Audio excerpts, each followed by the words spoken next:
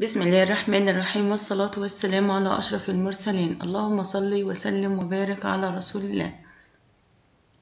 أعزائي الطلبة والطالبات، طلاب الصف السادس الابتدائي، إن شاء الله النهاردة نتناول ريفيجن يونت 9 أو مراجعة الوحدة التاسعة ونحل أسئلة التاسعة. ولكن دايما البداية مع بعض. اللهم صل وسلم وبارك على سيدنا محمد. بالنسبة للconversation المحادثة عندنا لابد نكون حافظين الconversation عشان ممكن يجيلي جملة في التشويس من. تعالوا مع بعض نراجعها. كابتن مروة، طبعا ليلى بتسأل كابتن مروة. Captain Marwa, we would like to interview you for our school newspaper. Captain Marwa, we would like to interview you for our school newspaper. Could we ask you a few questions? Could we ask you a few questions? طبعا البايلوت ردت قالت لها sure go ahead. sure go ahead يعني بالتأكيد اتفضلي. sure go ahead. طبعا ليلى قالت لها how many female pilots work for your airline?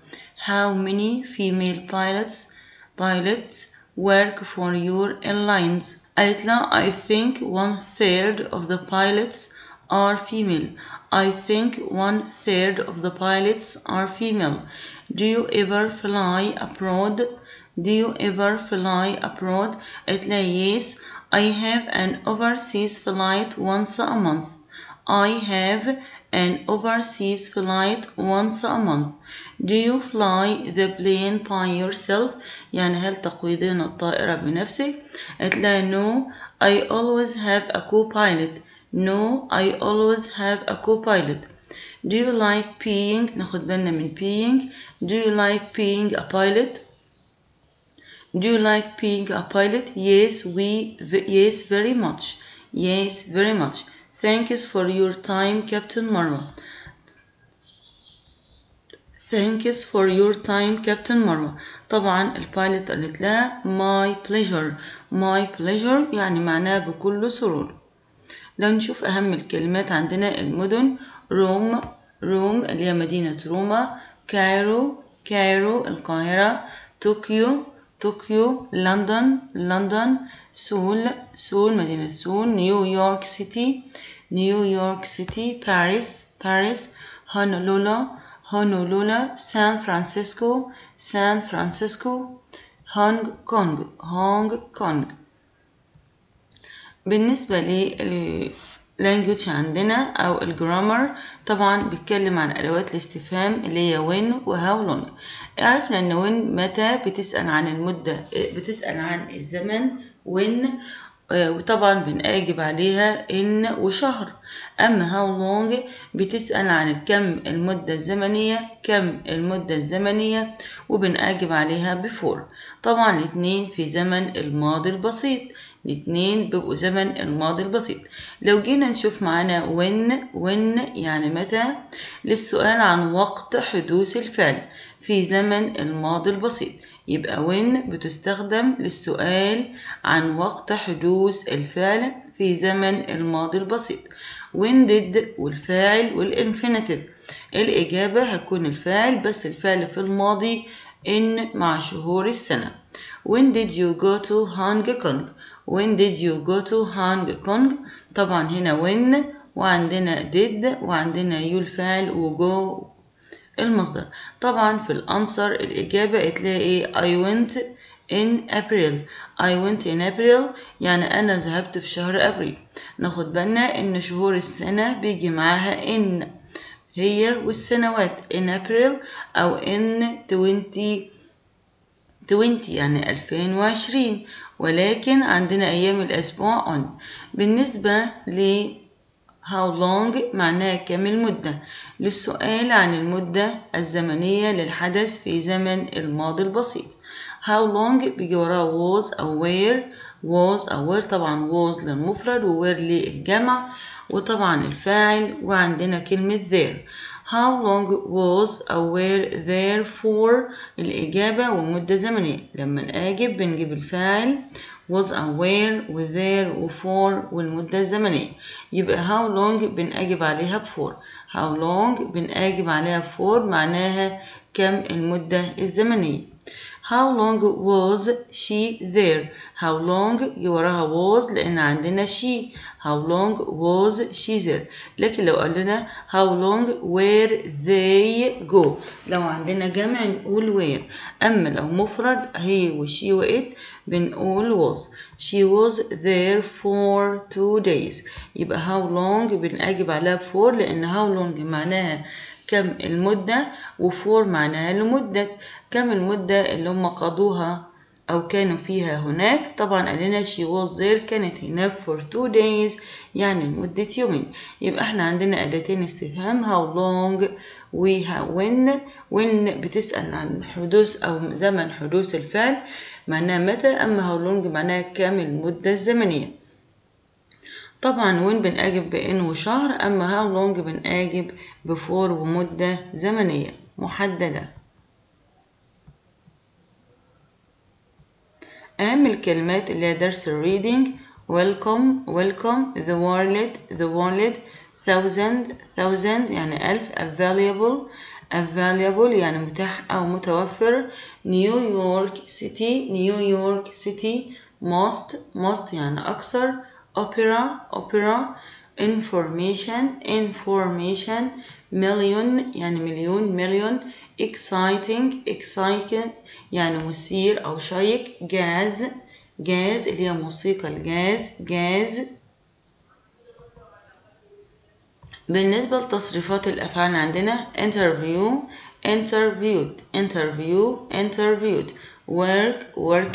worked visited called asked needed shopped يعني يتسوق rented يعني يستأجر rented اللي هو يستأجر. بالنسبة للأفعال irregular الغير منتظمة think thought see saw let forgot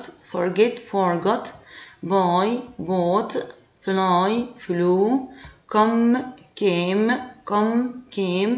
drank found. دي بالنسبة لأهم أفعال موجودة. تعالوا مع بعض نشوف.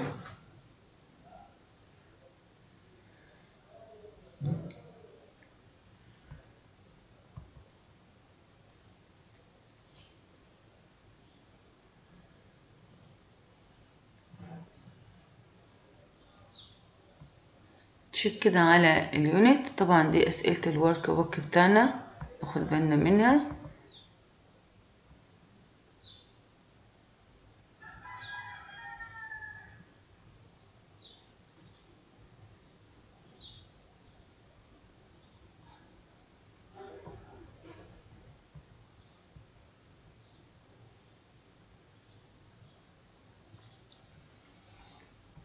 بالنسبة لتست نمبر 1 يونت 9 تيست 1 listen and circle هنسمع وهنعمل دايرة. بتقول لها نمبر 1 How long did he stay there? How long did he stay there? He stayed there for a month. He stayed there for a month. يبقى نمبر 1 هتبقى letter A. نمبر 2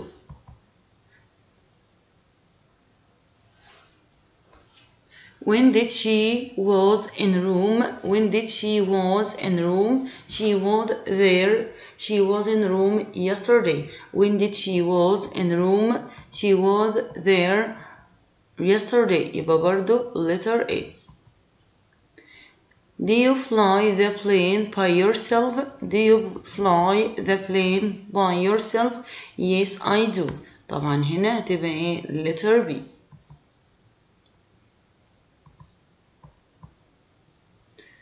Did you go to school? Did you go to school? Yes, I did. Yes, I did. يبقى عندنا letter A برضو. نيجي عندنا ل question number 2. Listen and complete. Number 1. Can I ask you a few questions? Can I ask you a few questions?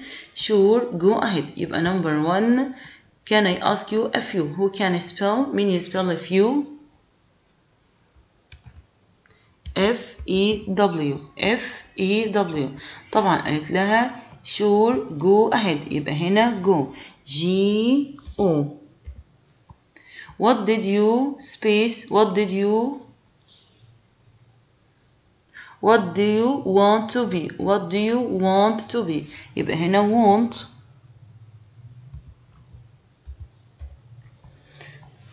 A pilot. Why? Because I like flying planes. Because I like. يبقى like L-I-K-E like. دي عندنا للسؤال للتشويس. Choose the correct answer from A, B, C or D. Every day you can see a show at a Broadway theater. It's open daily. طبعا هتبقى ايه؟ daily يوميا. طبعا دي واخدينها من unit 1. How did they did بتجيب معاها مين؟ الفعل بدون أي إضافات، يبقى how did they go. I was there المدة الزمنية بيجي معاها for 8 days. المدة الزمنية for. Did you go to شرم الشيخ؟ شهور السنة بيجي معاها حرف الجر in August. Do you ever fly overseas؟ طبعا في الconversation عندنا كانت بتقول لها ايه؟ Do you ever؟ يبقى لابد نكون حافظين الconversation عشان لو جالي جملة في التشويس. Don't forget to shop at Mrs. طبعا Mrs. دي محلات، يبقى shop يعني يتسوق. Don't forget to shop Mrs. طبعا دي من درس reading. The space flies planes بين اللي بيقود الطائرات driver chef teacher pilot. طبعا اللي هو مين؟ البايلوت اللي هو الطيار، طبعا يقود للطائرة fly. I think 1 space of the pilots are female.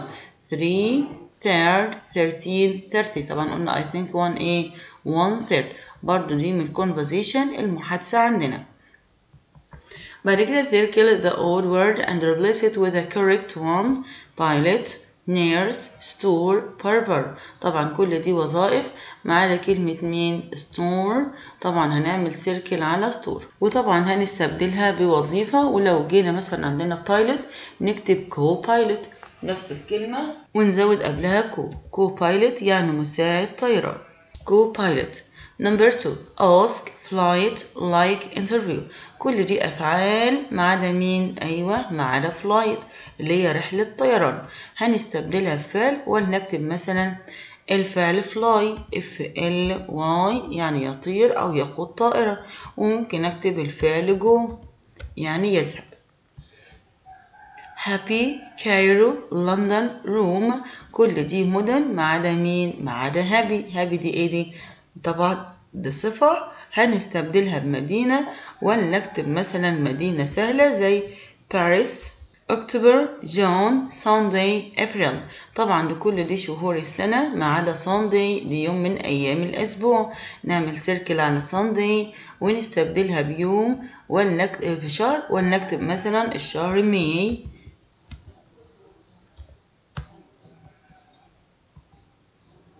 car plane bus fly. كل دي ايه؟ وسائل مواصلات ما عدا مين؟ ما عدا fly ده فعل، نعمل سيركل على fly ونستبدلها بوسيلة مواصلات ولنكتب مثلا bike أو train.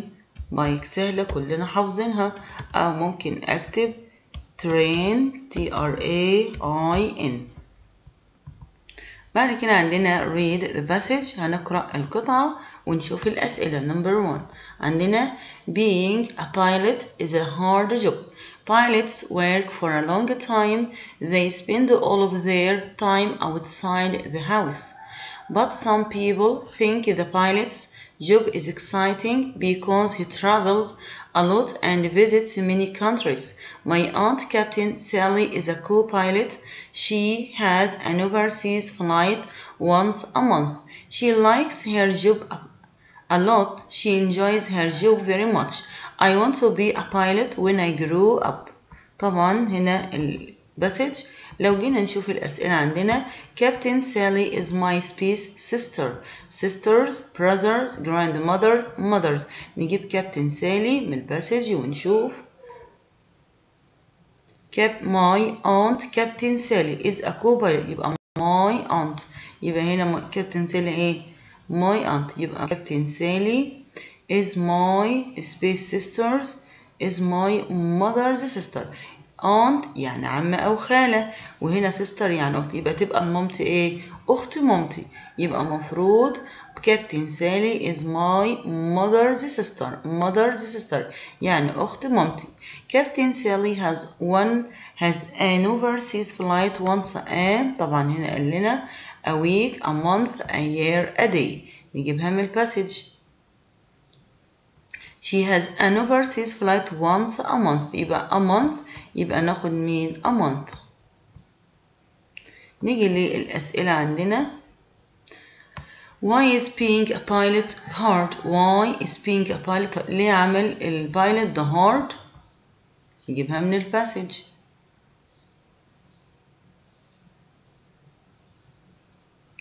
Being a pilot is a hard job. Pilots work يبقى أول حاجة they work for a long time بيعملوا ساعات طويلة.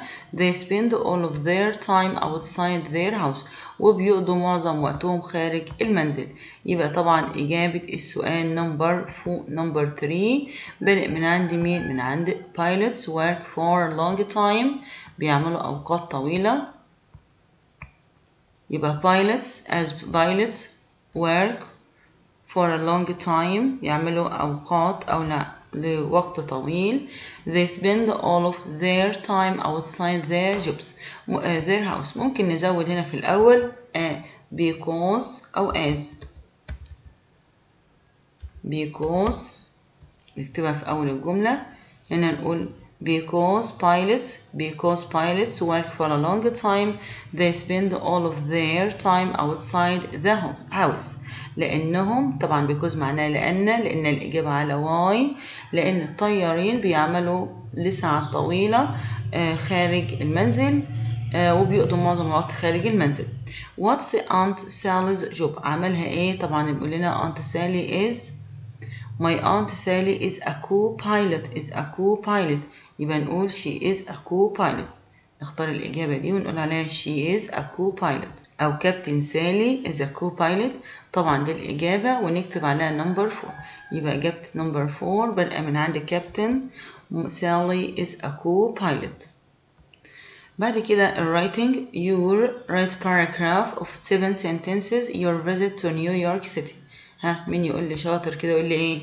ها لو جينا نكتب باراجراف عن اماكن نقول I went to New York City. دي جملة. I went there in May في شهر مايو.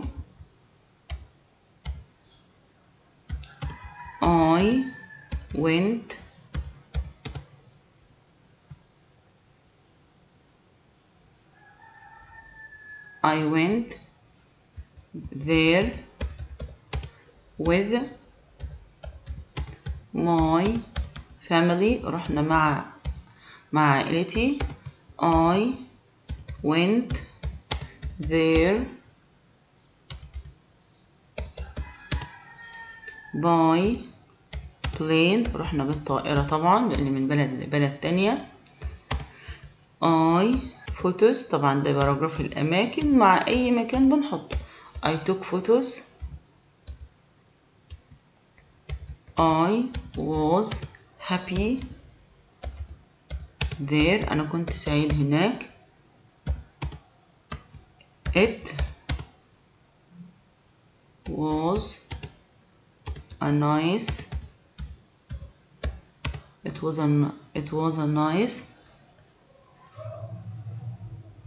time. أو it was nice. ممكن نقول قبلنا اهو الجملة I stayed أو I was there. لو I was عشان زي ما احنا واخدينها في القاعدة I was there for a week. ونقول بقى it was a nice يعني كان أسبوع جميل. it was a nice week كان أسبوع جميل. آخر حاجة بقى I want to go there again. عايزة أروح هناك مرة تانية. طبعا جمل كلها سهلة وأكتر كمان من السبعة. طبعا I went لوحدها 4 جمل. I went to New York City. I went there in May. I went there with my family. I went there by plane. دي 4 جمل. I took photos دي رقم 5. I was happy there كنت مبسوط. I was there for a week دي رقم 7. It was a nice week كان أسبوع جميل ده رقم 8. I want to go there again أنا عايز أروح مرة تانية. طبعا ده رقم كام؟ رقم 9 جمل وكلهم سهلين جدا وبسيطين. بالنسبة لي rearrange رمزي did هنقول ايه؟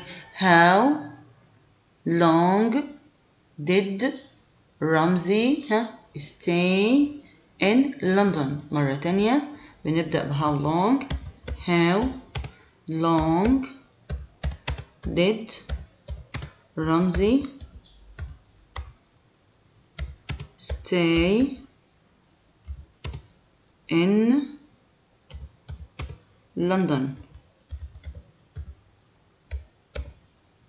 How long did Ramsey stay in London? نيجي number 2. Yes I have an overseas flight once a month. مرة تانية I have an overseas flight once a month. بالنسبة لسؤال البانكتويشن معانا how long was he there. طبعا how long was he there. بالنسبة لي number 2 فاطمة and إيمان live in Cairo. بالنسبة لي number 1 طبعا بداية الجملة حرف capital وهنا question mark. وفي number 2 عندنا كايرو capital لأن عاملين فول ستوب. وعندنا فاطمة بداية الجملة. فاطمة اللي هي ايه؟ بداية الجملة. ومن هنا طبعا انتهينا من الامتحان number 1. بالنسبة ل number 2 طبعا units أو test on units 8 9. طبعا بنقول listen and circle. How often do you go to Paris? How often do you go to Paris? قال له twice a week. twice a week يبقى تبقى ايه؟ letter B.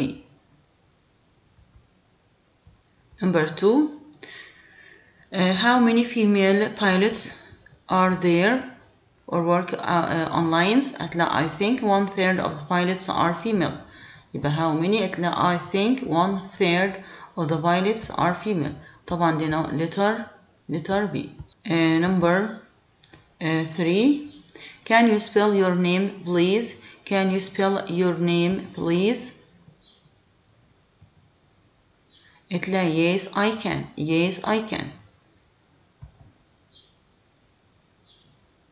Do you ever fly kites? Do you ever fly kites? Yes I do. yes I do. يبقى عندنا letter A. بالنسبة للسؤال number 2 listen and complete. Sally write the letter P on the board. I'm sorry how can I do it. How can I do. يبقى عندنا هنا do. who can say do. D O. Okay let me show you. let me يبقى me M E. No I can't. It's too hard. H A R D. Come on May. Can you help. Can you do it. Or can you help her. Can you help her. Yeah sure Miss Dina.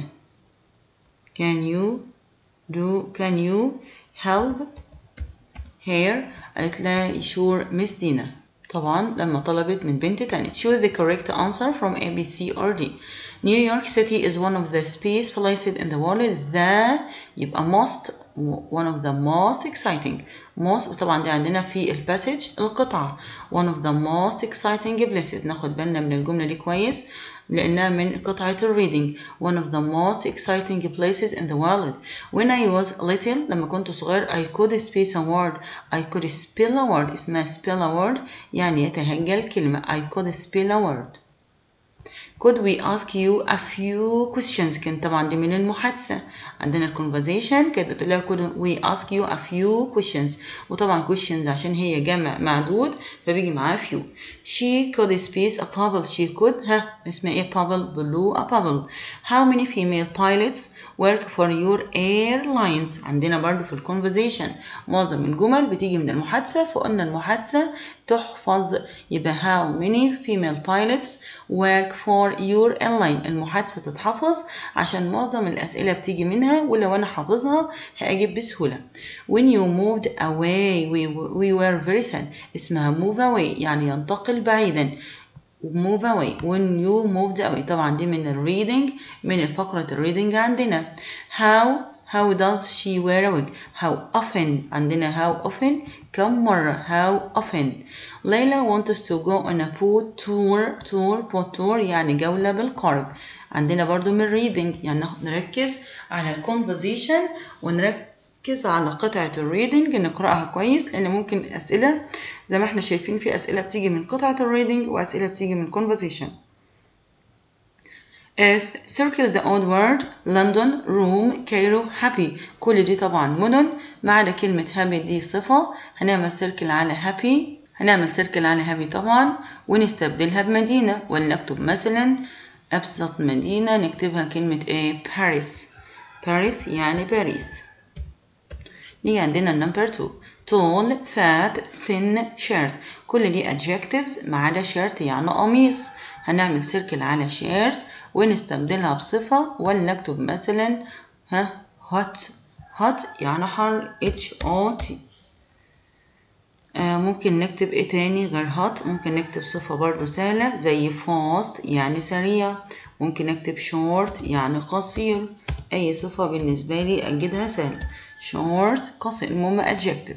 نيجي number 3 count يعد cut يقطع could استطاع بيل يعني يقشر يبقى من المختلف عندنا could طبعا could الماضي من كان لكن دي أفعال مصدر نحط لهم فعل مثلا زي أسهل الأفعال go يعني يذهب pupil spell heart butterfly كل دي أسماء ما عدا كلمة مين spell ده الفعل يتهجى نشيلها ونحط اسم كلنا حافظين نشوف لنا اسم سهل جدا وبسيط ولنكتب كلمة كلنا حافظين book يعني كتاب أبسط الأسماء Sunday أكتوبر نوفمبر ديسمبر كل دي شهور السنة ما عدا يوم اللي هو Sunday يبقى نعمل سيركل على Sunday ونستبدلها بشهر ولنكتب شهر مين ماي يعني مايو. نيجي عندنا فقرة الباسج My aunt many tourists visit Egypt every year. Why? Because Egypt has 1/3 of the world's monuments. الكثير من السياح بيزوروا مصر كل عام. لماذا؟ Because Egypt لأن مصر has 1/3 تمتلك ثلث آثار العالم. There are a lot of beaches الكثير من الشواطئ hotels فنادق and parks والمنتزهات. They visit the Egyptian Museum in Cairo بيزوروا المتحف المصري في القاهرة. They visit the pyramids and Sphinx in Giza الأهرامات وبالهول في الجيزة. They also visit temples and Luxors المعابد في لوكسور. They like taking photographs of our great places بيلتقطوا صور فوتوغراف للأماكن العظيمة. They enjoy the boat tours بيستمتعوا بالقوارب الجولات القوارب في أسوان. The Nile in Egypt is the longest river in the world. The Nile النيل في مصر أطول أنهار العالم. السؤال عندنا number 1 many tourists visit Egypt every year. طبعا many tourists قال لنا visit Egypt يبقى الأنسر عندنا visit نختار visit. They can visit the temples in space. طبعا التمبلز المعابد قال لنا in Luxor يبقى نختار Luxor. What do they visit in Giza? What can tourists do in أسوان؟ نشوف جيزة وأسوان بيعملوا إيه ونكتب عليه. بقول لنا هنا they visit the pyramids and the sphinx in Giza. يبقى دي نكتب عليها نمبر إيه؟ لعند كلمة جيزة من عند they visit لعند جيزة ونكتب عليها نمبر 3. بقول لنا أسوان، بقول لنا they في أسوان برضو they enjoy boat tours in أسوان، وطبعا الإجابة تبدأ من عند they.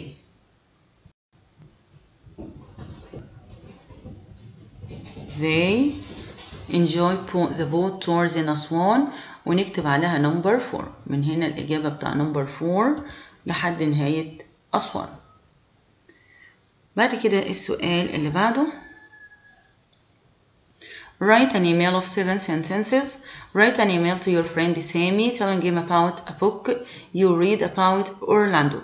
يعني كتاب عن أورلاندو. Your name is طارق، اسمك طارق. Your email address is طارق students.com. Your friend's email طبعا to الإيميل راح لمين؟ طبعا your friend الإيميل اللي هو سامي، يبقى سامي الياهو student.com. طبعا ده إيميل الصديق. طب إيميل البيرسون اللي هو مرسل قال له from مين؟ your email طارق، يبقى هنا طارق student.com. طبعا subject المادة بتاعته a book you read about Orlando، يبقى a book هنكتب a book you هتبقى ايه؟ I read about Orlando.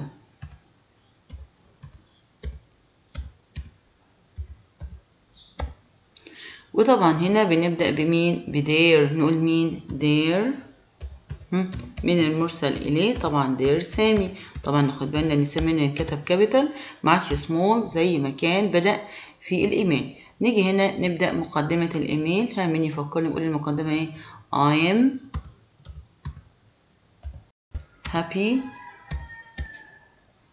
I am happy to send you this email. How are you and your family؟ طبعا دي نمبر 1. نيجي عندنا هنا في نمبر 2 نقول إيه بقى؟ I read a book about Orlando. It's nice. It's so nice. It's fantastic. It's cool. يعني رائع برضو. It's cool. It's a beautiful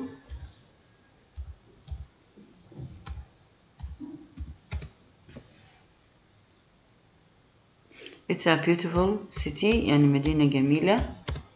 A lot of people go there. ناس كتيرة بتروحها. A lot of people go there. The people are kind. I want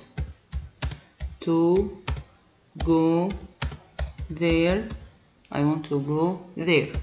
وبعدين ننهي طبعا جمل بسيطة عن مدينة أورلاندو، وبعدين ننهي see you soon قريبا. see you soon وبعدين ايه yours. طبعا هنا yours واسم المرسل yours. طبعا see you soon اهي ونكتب هنا yours كما تحت منها مين؟ طارق. بعد كده عندنا سؤال rearrange the following words to make correct sentences.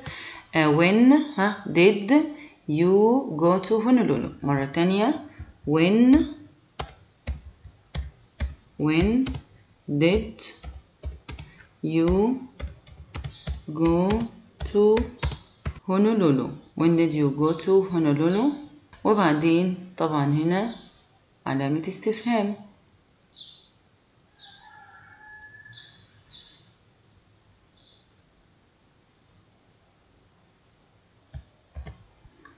Number 2 she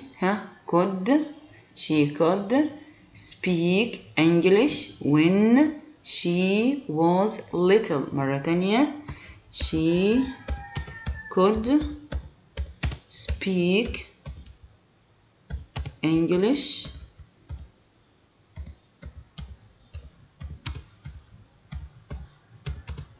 when she was little. بعد كده عندنا السؤال البانكتويشن. what did you get what بداية الجملة حرف كابيتال. did you get question mark لأن ده سؤال. thanks for your time. thanks طبعا البانكتويشن سهل جدا. بداية الجملة thanks for your time وفلوس ستوب. طبعا لو جينا نشوف علامات التركيب عندنا الدبليو كابيتال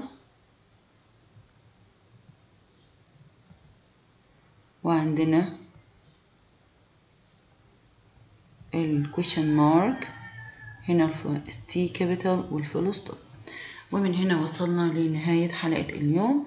أتمنى التوفيق للجميع والسلام عليكم ورحمة الله وبركاته.